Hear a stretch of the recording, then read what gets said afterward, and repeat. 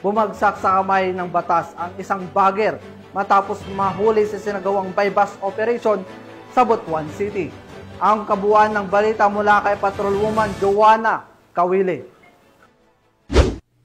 Nahuli sa ikinasang bypass operation ng mga otoridad ang isang bagger ng kilalang grocery store matapos mahuling sangkot umano sa iligal na droga sa barangay Agusan Pequeño, Butuan City. Kinilala ang suspect na si alias Janjan, 26 anyos, binata at residente ng Purok Maabi, Abihon sa nasabing barangay. Ayon sa ulat ng pulisya, kabilang si alias Janjan sa listahan ng mga street-level individual o street-level drug personality. Nasabat mula sa kanya ang tinatayang 3 gramo ng hinihinalang shabu na may halagang 20,400 pesos. Isinagawa ang operasyon ng mga tauhan ng Station Drug Enforcement Unit at Butuan City Police Station 2 sa pangunguna ni Police Captain Moises Macalulot Jr. Sa ngayon, nasa kustodiya na ng Station 2 ang suspect at nakatakdang sampahan ng kasong paglabag sa Republic Act 9165 o ang Comprehensive Dangerous Drugs Act of 2002. Patuloy ang paalala ng pulisya sa publiko na makipagtulungan sa kampanya kontra iligal na droga upang mapanatili ang kapayapaan at kaligtasan sa komunidad.